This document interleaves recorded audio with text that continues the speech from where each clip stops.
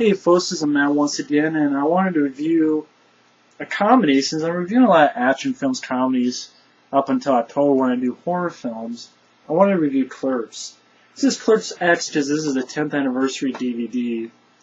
And this actually has 3 disc set. I mean, the first is a theatrical version of the film with a commentary from 1995, a lost scene from Clerks, the flying car scene, MTV spots. Disc 2 is the work print version with an all-new audio commentary. Disc 3 has a good documentary about the film. But Clerks is one of my favorite comedies of all time. And the thing about the film is that it's kind of strange. I'm a big fan of Kevin Smith, and it's weird how I kind of found him. It was actually my brother's wife. It was somewhere around Christmas time, and she had wanted these movies by Kevin Smith, and it's like, who the hell is Kevin Smith? Like, oh, Morass, Chase David, Clerks. I'm like, what the hell is that? Being a movie fan, fanatic, I'm like, okay, what's this? Look in a video store, and this is one of his movies called Morass, and that was the first one I saw. It was on video cassette. I'm like, okay, a bunch of kids rolling around the mall talking. Okay, that's cool. Comic books. Okay, let's see what this is about. And I really like Morass. And then I found this movie, the original DVD. Or I wonder if I might have saw it on not AMC, the Independent Film Channel. That might have been when I first saw this movie. I can't remember.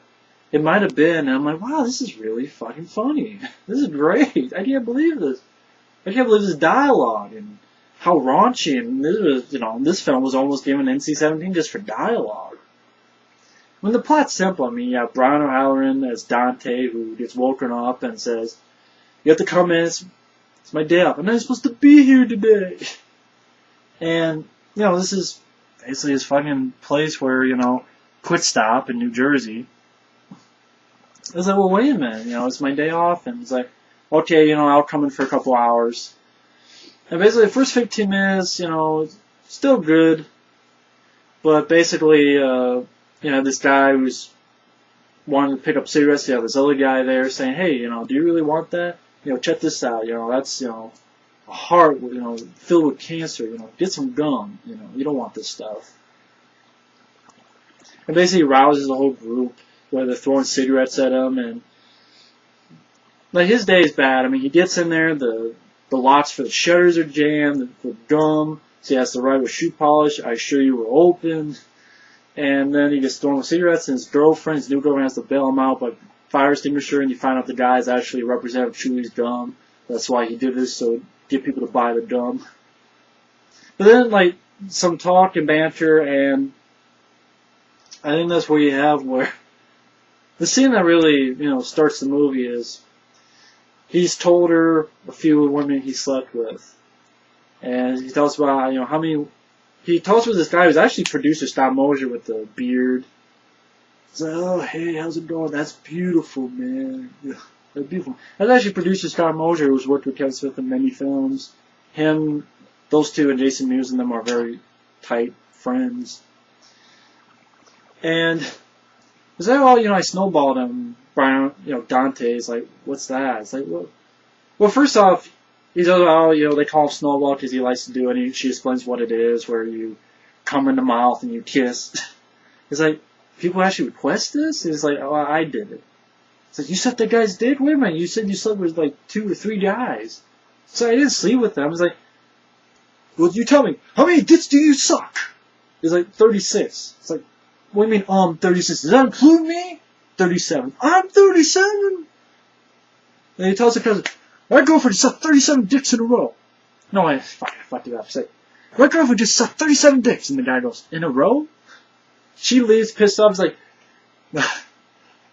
like, don't go sucking any dicks on the way to school. And a guy out there walks, it's like, hey, come back here.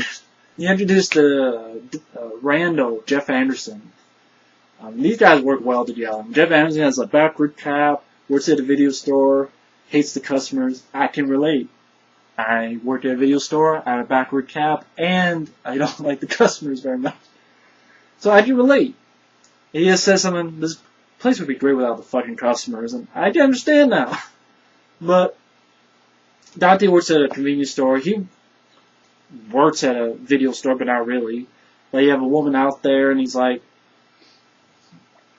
I'm going to get that movie before you. It's like, no, you're not, because she doesn't know who he is. He gets the keys, opens up, and she's like, oh, great, fuck, she lost the bet. But basically, they hang out with each other. They talk about stuff like Star Wars. Of course, you have that scene where they talk about which is better, Jedi or Empire. And they talk about the Death Star and the workers on the Death Star.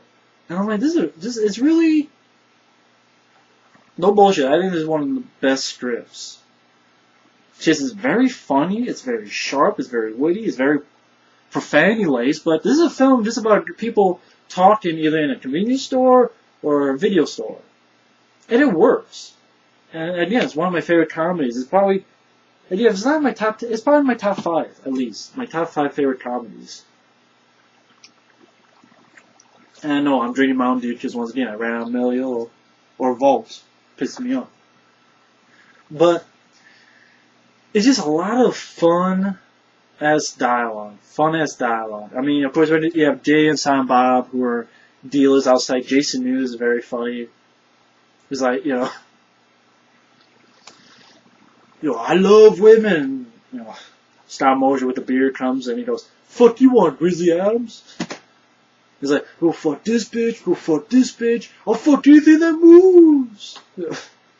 I love the dialogue. I love these characters. They're very fun. Like Dante, he doesn't know what he wants in life, but he's stuck here and doesn't know what to do. And he's like, I wasn't supposed to be here. Someone calls.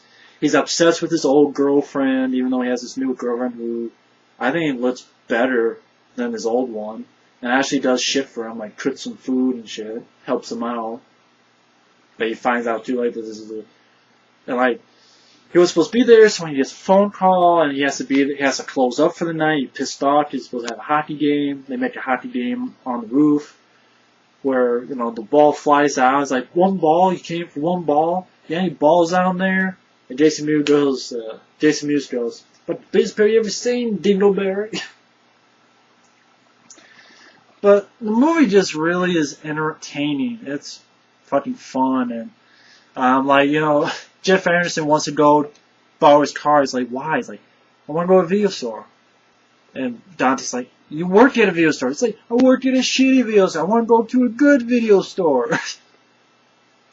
Well, they went to the wake and, of this friend they knew who died, and they had to close the store.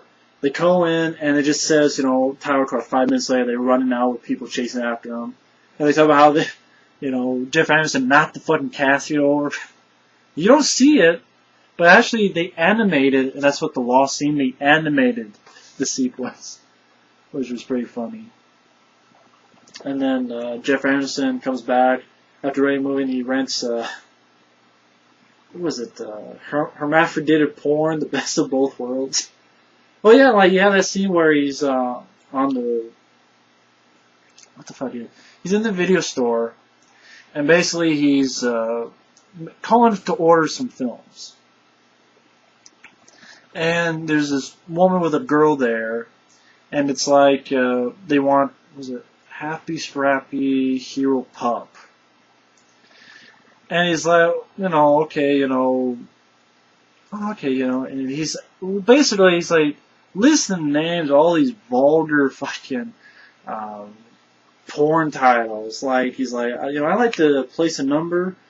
Let's see, ass worshipping rim jobbers, black cock with curly white comb, and coming in socks, which is like weird. Like, it's not coming in sock, it's sock, so you actually have to put on another sock. Like, come clean, cum buns, something coming, the KY connection. Come on, Eileen. What was that last one again? It's just about funnier than shit. It's a lot of stuff, and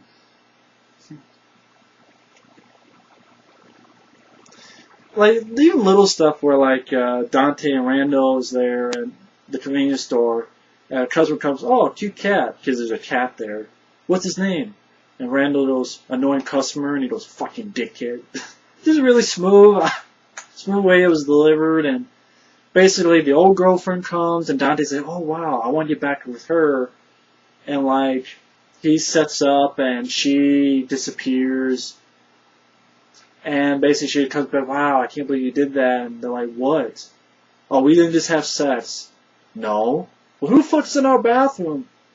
And basically there was an old guy earlier in the film who wanted he wanted to use the bathroom, and he wanted a porn magazine to read because he likes the cartoons.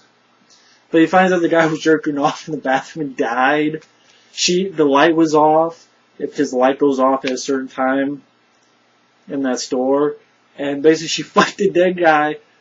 And Dante's like, she was raped, so raped her, and Randall's like, but she said he did all the work. No, fuck it. He's like, I'll try to see. Okay, the scene is she comes back and we didn't just have sex. Who's in our bathroom? I didn't just fuck myself. He's like, we gotta call the police, and he goes, well, someone just raped Caitlin. And he's like, she said she did all the work. He's like, shut the fuck up.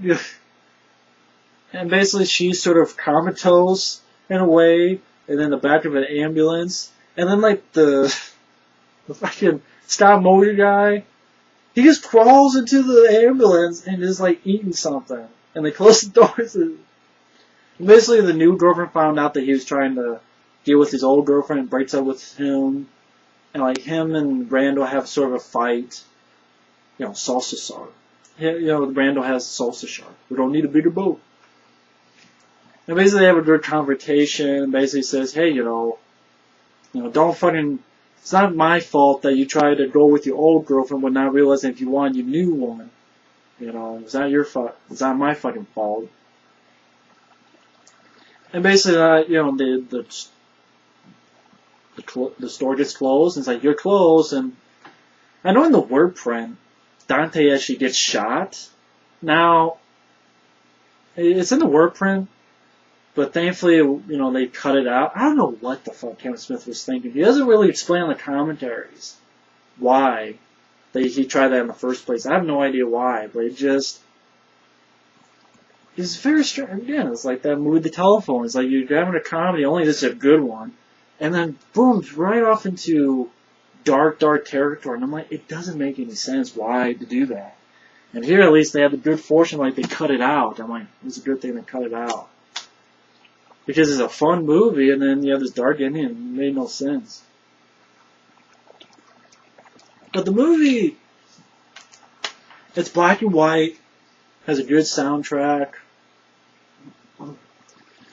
Like, James, I just remember I died. James outside, and you have this guy's like, Orloff, sexy lady. And Jason is like, he sings a song, Berserker. Would you like to suck my cock, Berserker? Would you like some making fuck, Berserker? And someone goes, did he just say making fuck? Yeah, it just, maybe it's not everybody's cup of tea, the dialogue, but I love the dialogue. It's funny as hell. It's one of those kind of things you can watch over and over again. It's simple, yet extremely effective. It shows if you have a great script, funny script, then you're sold. You can do the movie. And it's just, I like the actors. They all did their jobs well. I don't care if they're newbies. Brian Howard and Jeff Anderson, they did an excellent job as Dante and Randall. Like the scene where they talk about the annoying customers. It's like, Randall talks about some customer goes, you remember that movie with that guy who was in that last year? What do you mean there's no ice? I gotta drink this coffee hot? And you believe it. The extensive use of extremely explicit sex-related dialogue. That's why it's rated R. Extensive use of extremely explicit. That's funny, but yeah, I almost got NC-17 for dialogue. It's very entertaining, and it's definitely worth a look. If you haven't seen Clerks, it's a funny as hell movie, and I would say it is my favorite Kevin Smith film because it's simple, but it's very, very effective. So that's Clerks, and thanks for watching, and take care. Later.